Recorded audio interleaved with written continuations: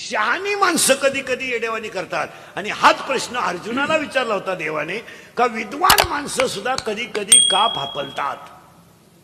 विद्वान ज्ञानेश्वरी पाठ, गाथा पाठ, तरी कधी कधी सुनबाई एरीत लोटतो, कधी कधी बायको रॉकेल होतून चालतो. हा विद्वान माणूस पागल का होतो. पागल माणसं पागल झाली तर त्यात काय एवढं विशेष नाही, ते पागलच आहे. पण विद्वान माणसं पागल झाले तर याच्यात काहीतरी विशेष आहे. शहाणे माणसं, आता हे दारुडे बिरुडे धडकले तर काय त्याचं एवढं कौतुक नाही. आपल्यातला एखादा पेला विशेष आहे ना. अरे हा पापाला का. त्याला उत्तर इतकं भारी आहे दुसऱ्या अध्यायात एक ओवी आहे 350 नंबरची. येत इंद्रिय जे म्हणती तेच पुरुष करती आणि तरले ना तरती विशेष नु. ज्ञानोबरायाने स्पष्ट सांगून टाकलं, विद्वान माणसं का फापलतात. ते परमार्थ जरी करीत असले तरी ते इंद्रियाच्या अधीन आहे. आणि इंद्रियाच्या अधीन असणारा माणूस सुखी होऊ शकत नाही. कारण इंद्रिय काय करतात. तिसऱ्या अध्यायातल्या शेवटच्या ओव्या आहेत. जळे बिन बुडविती, आगी बिन जाळीती, दोरे बिन बांधिती, शिखले बिन रोविती, पाचके बिन गोविती, हे ज्ञाननिधीचे भुजंग. आणि त्या इंद्रियाच्या अंकित झालेला माणूस बर्बाद झाल्याशिवाय राहत नाही. माणसं म्हणतात तो संन्यासी होता एवढा का बिघडला. बिघडणारच. तो स्त्रीची सावली पडू देत नव्हता आणि ती स्त्री नेली त्यानं. इथं गोंधळे. आणि एक वेळेस इंद्रियावरचा ताबा सुटला का सगळा कार्यक्रम मिटला. आणि हेच माणसांच्या डोक्यात येत नाही. मग माणसं देवाला दोष देतात. अरे मी रात्रंदिवस भजन करून माझ्यावर ही वेळ. याला 17वा अध्याय एक दणका देतोय. झाड जाणीचे फुले, मानस जाणीचे बोले, आणि भोगे जाणीचे केले कर्म पूर्वजन्मीचे. याला काकडा एक झटका देतोय. माता माऊली पाचारिता, शब्द नाही दिला मागुता, बैरा झालो नरदे येता, साधू संतांची निंदा केली, हरिभक्ताची स्तुती नाही केली. आणि तो केलं काय. नाटाचा अभंग उत्तर देतोय. नाटाचा अख्खा नाटाचा अभंग ऐका. तुम्हाला वाईट का दिवस आले. मी तवा नात अपराधी, कर्महीन मती मंद बुद्धी, तुझमे आठविले नाही कधी वाचे कृपानिधी माय बापा. अरे नाही ऐकले गायले गीत हरिली राज सांडिले हित नावडे पुराण वैसले संत केली बहुत परिनिंदा. अरे करू नये तो केला व्यापार व्हायला भार कुटुंबाचा. नाही केले त्रिताचे भ्रमण पाळीला पिंड करे चरण, नाही संत सेवा घडले दान पूजाव लोकन मूर्तीचे. असंग संग घडले अन्याय बहुत अधर्म उपाव नकळे हित नये बोलू आठवते. अरे आप आपल्या घात करू शत्रू झालो मी दावे धारू, आणि तू तो कृपेचा सागर उतरी पार तुका म्हणे. सगळ्याला उत्तर 9वा अध्याय. आगा कर्मी जे उडावी. असं भरायचं नाही. चंदन किती जरी शीतल झाला तर त्याला आग आहेच. पेटल्यावर काय करेल. मग शीतल चंदन आहे पण पेटवला चटका नाही देणार. चंदन शीतल आहे पण तो पेटवला आहे. पेटवल्यानंतर तो चंदन आज जवळ जाणाऱ्याला चटका देणारच ना. शरीर ब्रह्मरूप आहे पण ते जर विषयाचे अंकित झालं तर ते बर्बादीकडे नेणारच ना. चंदन शीतल आहे याचा शंका नाही. चंदन काही झालं तरी शीतल आहे. पण चंदनाचं लाकूड जर पेटलं तर चटका देतय किंवा नाही. देणारच आहे ना. कारण देणारच येतो. का देणार आहे. कारण तो पेटलाय. विकाराने एकदा शरीर पेटलं का नामाची ताकद शरीरात कमी होते. आणि नामाची ताकद कमी झाली का अहंकाराची निर्मिती होते. आणि अहंकाराची निर्मिती झाली का ज्ञान लोप पावतं. आणि ज्ञान लोप पावलं का माणूस विषयाला सत्य धरून वागतो. आणि तेवढ्यातच तो बर्बाद होतो. दूध पवित्र आहे दूध.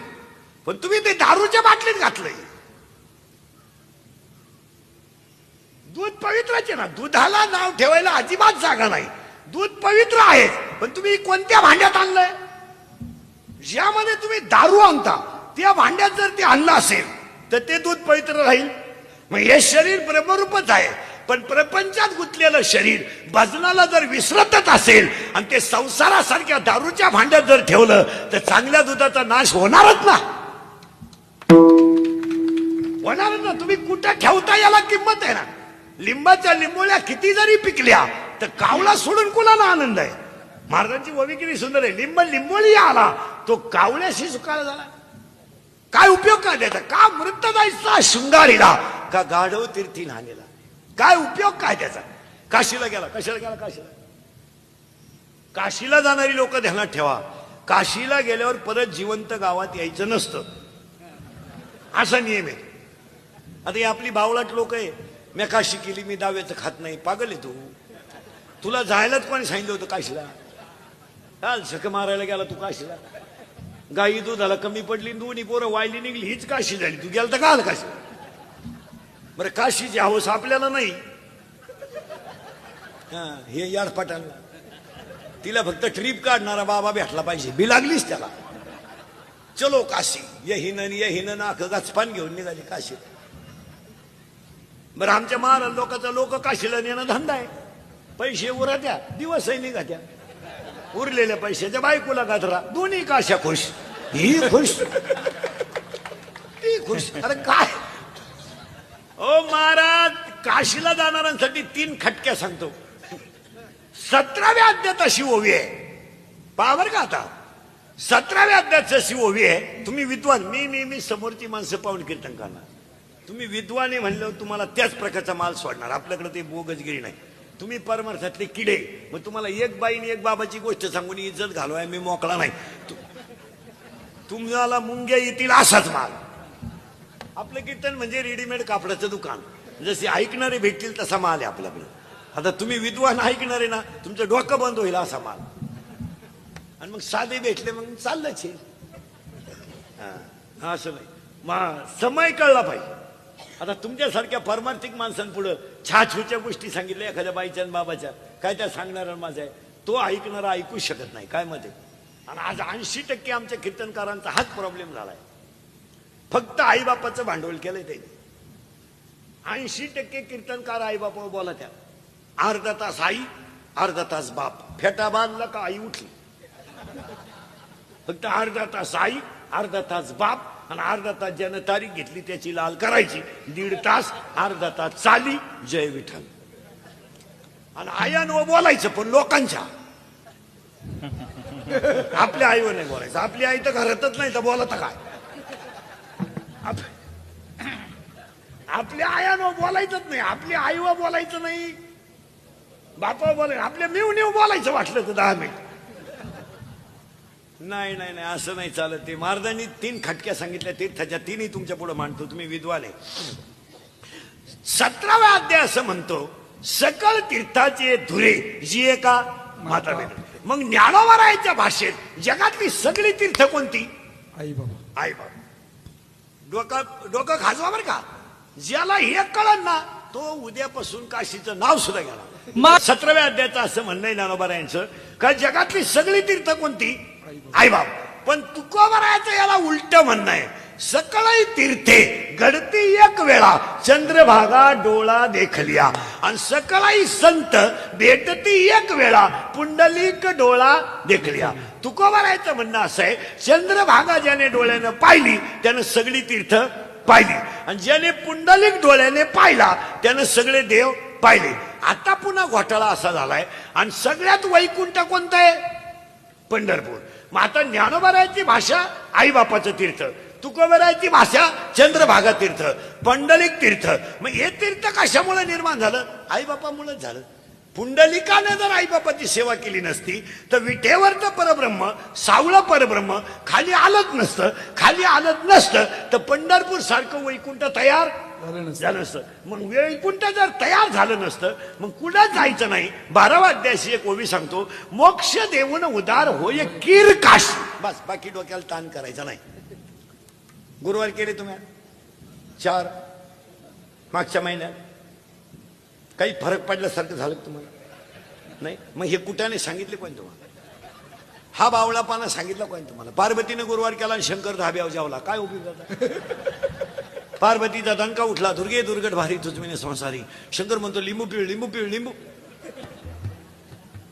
काय उपयोग आहे त्याचा? ओव्या ऐकत जा. ओव्या किती सुंदर आहे. 3ऱ्या अध्यायात, तुम्ही शरीरा न पिडावे, तुम्ही व्रतनियम न करावे, तुम्ही देवांतरा न भजावे, तुम्ही देवास तीर्थासी ना जावे, तुम्ही स्वधर्मात याजावे. बस. प्रत्येकानं प्रत्येकाचा धर्म पाळा. जर पाळला तर ओव्या ऐका. तुम्ही देवाते भजाल, देव तुम्हा तृष्टवेल आणि परस्पर घडेल प्रीती जेत. आज्ञापक व्हाल आणि वाचा सिद्धी पावाल. मी अजून काशीला गेलो नाही आणि जाणार आहे नाही. तुम्ही नेलं तरी जाणार नाही. माझी परिस्थिती नाही का. मी अजून आळंदी, पंढरपूर, पैठण, त्रिंबक सोडून देवाला गेलोच नाही. अहो महाराज, ज्याच्या 27 अंगांच्या हरिपाठाचं चित्र डोळ्यात मुरलंय तो बाकीच्या नादीच लागायचं नाही. हरिपाठ कीर्ती मुखे जरी पवित्राची होय, नित्यनेम नामी लक्ष्मी वल्लभ. मग आता तुम्हाला हे डोकं वापरायला सांगितलं कोणी? ज्ञानेश्वरी पाठ कोणी करावा? ज्याला काही काम नाही, मोकळा हिंडतोय, मग वाच ज्ञानेश्वरी. आता हे सगळे माणसं स्टेजवरचे माझ्या सकट आपण संसारी आहे. आपल्याला गायचं दूध काढलंच पाहिजे, मुलाची फी भरलीच पाहिजे, महिला मंडळाला आपल्याला 2 पोळ्या का होईना मुलापुरत्या टिफिन मध्ये केलं पाहिजे. आपण संसारी माणसाला ज्ञानोबारायानं फक्त 27 अभंगाचा परमार्थ सांगितला.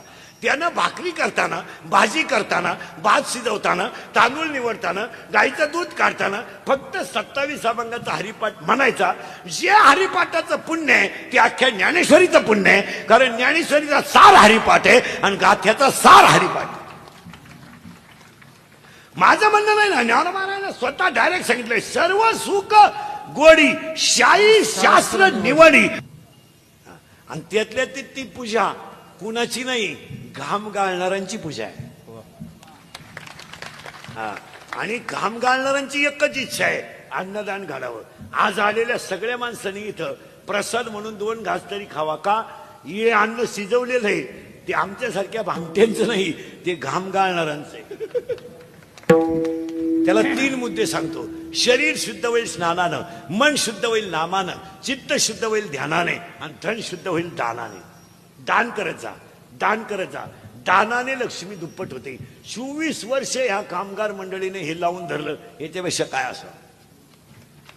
आणि आपण तर देवाकडे ही प्रार्थना करणार आहे का त्यांचं आहे तोपर्यंत चालू दे.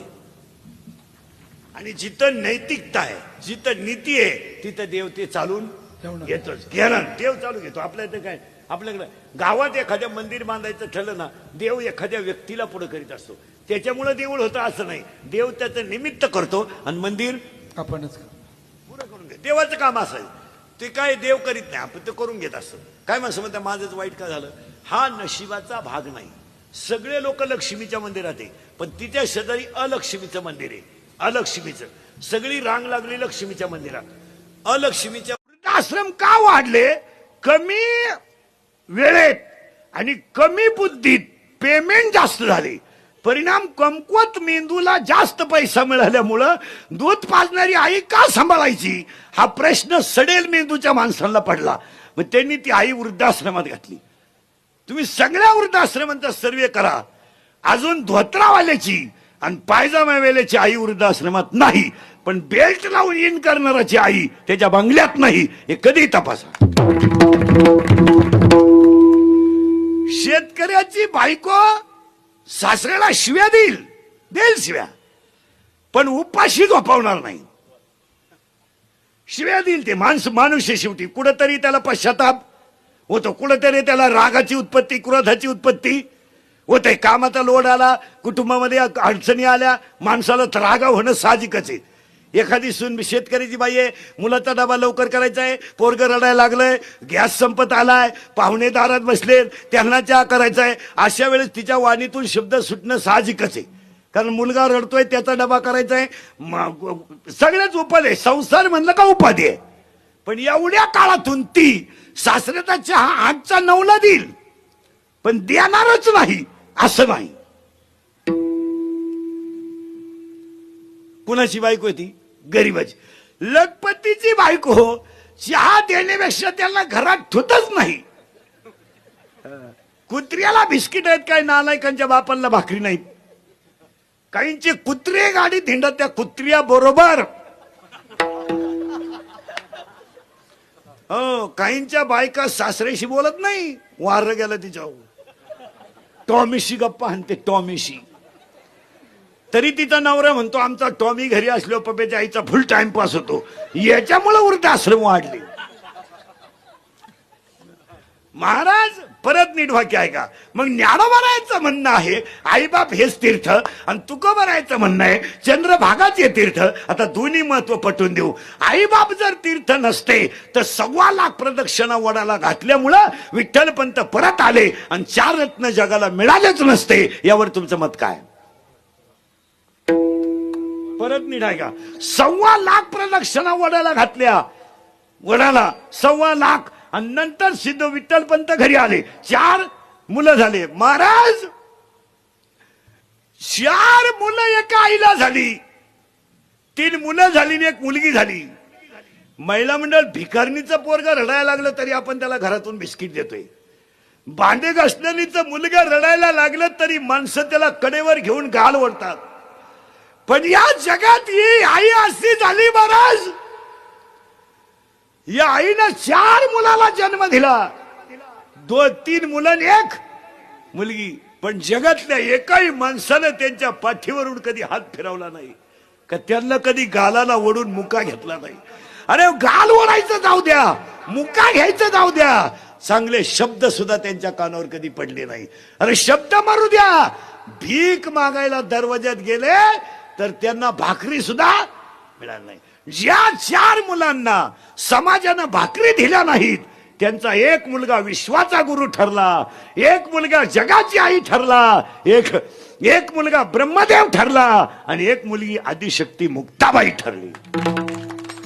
काय मुलं ठरली महाराज? 1 मुलगा असा ठरला, कुणी कडेवर घेतला नाही, कुणी पाठीवर हात फिरवला नाही, कुणी बिस्किटचा पुडा दिला नाही, कुणी गाल ओढून प्रेमानं बोललो नाही. तो विश्वाचा गुरु ठरला. विश्वाचा गुरु स्वामी निवृत्ती दातारू. म्हणजे विश्वाची गुरु कोण ठरले? निवृत्तीनाथ. जगाची आई ठरले ज्ञानेश्वर महाराज, ब्रह्मदेव ठरले सोपान काका, आणि आदिशक्ती कोण ठरली? म्हणून एक वाक्य लिहून ठेवा, समाज ज्यांचा छळ करतो त्यांचं देव कल्याण करतो. मरेपर्यंत पाठ करून ठेवा घरात वाक्य. आणि समाज ज्यांचा उद्या करतो त्यांचा देव गेम करतो.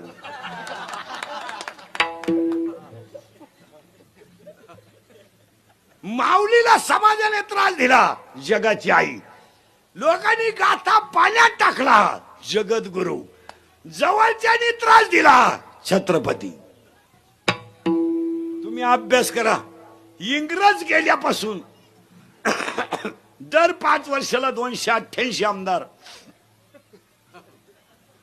त्याला वर्ष झाले जवळजवळ 70. आता 5 7 35 किती निवडणुका झाल्या तेवढ्या पहा. एकाला तरी विमान आलं का? करा ना कॅल्क्युलेशन तुम्ही. का? समाजानं त्यांचा उद्या केला, पण देवानं विमानात स्वीकार नाही केला. पण बायको अन्न पाण्या वाचून गेली, दावणीचा बैल बिगर पाण्याचा गेला, पोरगा औषधा पाण्या वाचून गेला, ब्रह्मांड नायक न्यायला. ज्या सुनांनी सासनचा छळ केलाय त्यातली कोणती सून तपासा तुम्ही, पागल झाली ती. पागल. ती मांजरीला शेदी, ती कुत्र्याला शेदी, ती ताटलीला लाथ हाणती, तांब्याला वालगाडी, ती पिसळली. ती ज्या नोकरीवाल्यांनी नोकरीला असताना पगाराला हातच लावला नाही, वरच्या वर स्लॅब टाकले, सगळे सर्व्हिसवाले रिटायर झाले, पागल आहेत.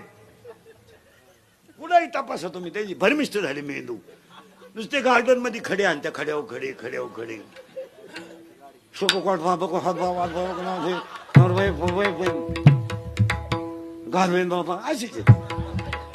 याला एक वाक्य सांगतो तुम्हाला, माना नाही तर नका मानू महाराज, पण देवाच्या जे जवळ गेले त्यांचं कल्याणच झालं. तुम्ही अभ्यास करा. आतापर्यंत इंग्रज गेल्यापासून सगळ्यांना वनवास आला. ज्ञानोबाला वनवास, तुकोबाला वनवास, रामाला वनवास, कृष्णाला वनवास, प्रभू रामचंद्राला वनवास, ज्ञानोबाला, शेतकऱ्याला तर पहिल्यापासून वनवास आहे, त्याचा काय विषय नाही, त्याचं नावच फार्मर आहे. शेतकऱ्याला इंग्रजीत काय म्हणतात? फार्मर. त्याचं नावच फार्मर आहे. त्याला नाव सुद्धा किती निवडून दिलं भारी, फार्मर. शेतकऱ्यावर तर पहिल्यापासून वनवासी. पण ह्या महाराष्ट्रात एकच माणूस आतापर्यंत झाला होता का त्याला वनवास नव्हता, आमदार. त्याला सुद्धा मागच्या 1.5 महिन्यात आला. इथून हलायचं नाही, इथून हलायचं नाही, याला लघवी करून आण रे, इथून जाऊन द्यायचं नाही. अर्थ मला मी कपडे नाही आणले, नंतर पाहू, इथं थांब, इथं थांब. आणि गावात कार्यकर्ते पेटाव पेटाव झालं, अरे हे जाऊ आपला नाही त्यांचा झाला, हे जाऊ हे जाऊ. 4 दिवस लोक गावात धूर काढीत होती. कोण दिवस येईल काही सण नाही द्यायचा. 700 वर्षापूर्वीची भाषा आहे ती. ती कुठे कधी खोटी ठरत असते काय? गमेंट कधी ती कधी. मग काय संतांची भाषा खोटी ठरते काय? ती कालची नाही, आजची नाही, 700 म्हणजे ते चंद्र सूर्य आहे तोपर्यंत आहे. 25 बाया अशा निघतील कीर्तनात, आत्ता माया पुढे बसेल का? तुम्ही तुमच्या सख्या भावाशी बोलत नाहीत अशा 25 आहेत पुढे बसेल. लबाड बोलायचं नाही, मला नाव सांगायला लावू नका, मी नाव संगत सांग. महाराज लग्नातले मामा सुद्धा बदललेत आता. सक्का मामा वारला आता. आता एक नवीन अवलादीचा मामा तयार झालाय आपल्याकडं, गुरु मामा. कुठं सापडला काय ना दरिद्रीला तो गुरु मामा. असा लॉन्स मध्ये भोंगळा करून हल्ला पाहिजे गुरु मामा. अरे मामा तो मामाच पण बदलला का? 700 वर्षाचं वाक्य जन हे कीर्तनाचा करंट लागलाय. करंट लागल्यावर माझ्या राहत नाही. ज्ञानोबरायचं म्हणणं आई वडील तीर्थ आहे, तुकोबरायचं म्हणणं आहे चंद्रभागा तीर्थ आहे. आता हे दोन्हींची जुळवणी असं करू. पंढरपूर हे जरी वैकुंठ असलं, जरी शब्द वापरलाय म्या, पंढरपूर हे जरी वैकुंठ असलं तरी त्याची निर्मिती आईबापाच्या सेवेमुळे झाली. पुंडलिकानं जर आईबापाची सेवा केली नसती तर विठू पंढरीला आला नसता, मग ते वैकुंठ झालं नसतं. म्हणजे शेवटी ज्ञानोबरायचं जे म्हणणं आहे तेच म्हणणं तुकोबरायचंय. चंद्रभागा माझी आईच आहे आणि पुंडलिक माझा बापच आहे. मग आई बापाची सेवा हेच तीर्थ आहे. 108 तीर्थ आहे. अभंगातला पहिला मुद्दा संपला. अभंगातला दुसरा मुद्दा कीर्तन ऐकणाऱ्यांना सूचना. आता कीर्तन सुरू झालंय. दरिद्रेवानी कीर्तनाला बसायचं नाही. ते तोंड सोडून द्या, दाढीला हात लावून, डोक्याला हात लावून, तंगड्यावर करा, गुडघे फाकवा, यायचं नाही, यायचंच नाही. लांब बसायचं, चांगला चप्पल जोड पाहायचा. पण ते कीर्तनाला बसलो भामटेवानी बसायचं नाही. आणि तसाच मी आला मग काय गॅरंटी असंच करेल. मला इथं नाचले पाहिजे, अवलादी डांबरीवर नाचत्या बाई वाड्यावी आणि राहतो भाड्याच्या घरात. सुनू तुझा माझ्यावर भरोसा नाही का? तुझ्या बापाचाच नाही तर सोनू मला आमदार झाल्यासारखं वाटतंय. चैनवर वड. इथं नाचलं पाहिजे. इथं नाचता नाचता गळाला देवाचा पितांबर. कीर्तनाला सुरुवात. चिंता बिंता काहीच करायची नाही. कारण का आपण येताना काही हाणेल नाही, जाताना काही न्यायचं नाही. आणि नाही इकडे इकडे कोपऱ्यात जागा आहे, अजून महिला नाही, इकडे जागा आहे. गेलं बा मला आता मध्ये 2-2 मिनिटं विक्षेप नका देऊ आम्हाला. आले तिथंच बसा.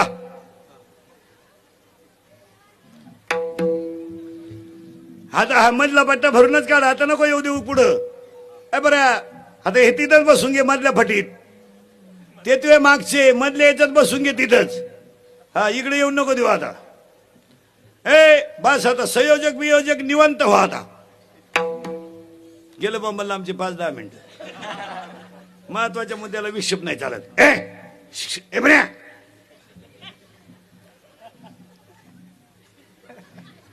आई वडील तीर्थ आहे. बस फायनल झालं. पुन्हा डोकं नाही लावायचं. दुसरा मुद्दा मला तुमच्या पुढे मांडायचा आहे. चिंता करायचं काहीच कारण नाही. आपण येताना काही आणेल नाही, जाताना काही न्यायचं नाही, मधलं आपलं नाही. आणि ज्यांच्यासाठी आपण कमावलंय ती अवलाद काही नाही सुची नाही. आपण बांध करून वाढवली, त्यानं टेप लावून इकली, काय फाफरीट. आपण पाणी घालून दूध विकायचं, त्याने पाणी टाकून प्यायचे, मग वासरूत प्यायलेलं काय वाईट. हाय पितोच आहे.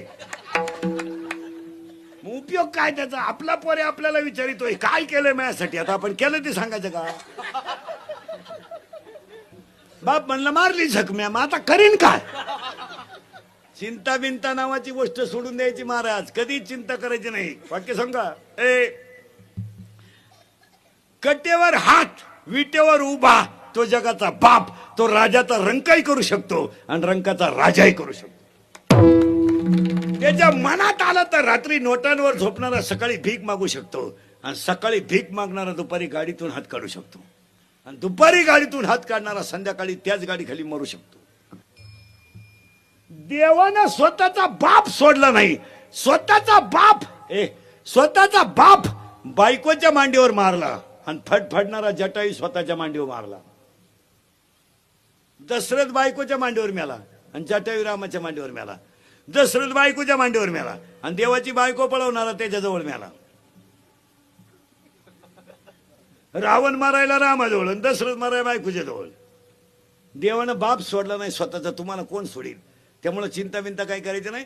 कोण दिवस येईल कसा फक्त रिलॅक्स राहायचं, देव ठेवील तसं राहायचं. ज्या दिवशी किक बसेल त्या दिवशी जायचं, डोक्याला ताण करायचा नाही. आजीबाई म्हणते मी गेल्यावर पप्प्याचं कसं होईल? तू जाणं गरजेचं आहे. तू पप्प्याची बिस्किट खातीन, तू काय पप्प्याची चिंता करती? पप्प्यामुळं तुला भाकरी नाही, तुलाही कोण पुशीत? मग ती माझ्याशिवाय पप्प्या राहत नाही. पप्प्या राहतोय काय खाती? काय घेणं नाही ह्या जगाला. Love is a money and money is a love. Money is a life and life is a money. No money no love in the world. तुम्हाला वाटतं आम्हाला लई लोक मानित्या? पागल आहेत तुम्ही. हा, काही लोक म्हणतात मला लई लग्नपत्रिका येतात, मला लई फोन येतात, मला लई लोक मानित्या, सारखं मला हिंडावं लागत. भरमिष्ट झाला तू. तुझ्या डोक्यात फरक झाला येड्या. लोक फक्त कामापुरतं वापरी, त्या लोकांना काय घेणं? उद्या उलासलाय बी तू. काय म्हणते बा मला 5 वाजता लई मित्र फोन करत्या पाजितो म्हणून. पाजायचं बंद करते, मौतीला सुद्धा येणार नाही. लोकांना काय घेणं नाही. हो, फॉर्म भरायला अख्खं गाव, प्रचाराला अख्खं गाव, उमेदवार पाडला, एकटा घरी आला, कार्यकर्तेच गायब. ते दुसऱ्याच्या गुलालात गेले जिंदाबाद. काय घेणं नाही लोकांना. हो, काही घेणं नाही. जगाचा बाप डोंगराखाली दाबायला गेला तर एकही गवळी थांबला नाही. त्यानं करंगळी लावली तेव्हा बाकीचे सावध झाले. मग म्हणले देव आमचा कृष्णची. आणि तेव्हा एकही थांबला नाही. लोकांच्या नादी लागू नका. तुम्हाला वाटतं आम्हाला लई लोक मानितात? तुमच्या डोक्यात फरक झालाय. भुईमुगाच्या शेंगात दान आहे तर त्याचा मुक्काम पोहते ते. दाना निघून गेला का त्याचा मुक्काम चुलीत आहे. पुढे जाऊन सांगा तुपाच्या डब्यात तूप येतं त्याचा मुक्काम कपाटात आहे. तूप निघून गेलं का त्याला तार आहे तार, आणि तो खुटीला आहे, ज्याला येईन त्यानं भरायचा.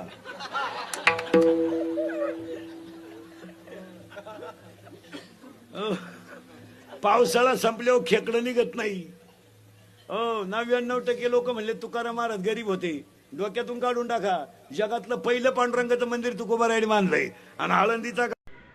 असेच नवनवीन व्हिडिओ पाहण्यासाठी आपल्या चॅनलला आता सबस्क्राईब करा, लाईक करा. रामकृष्ण हरी मंडळी.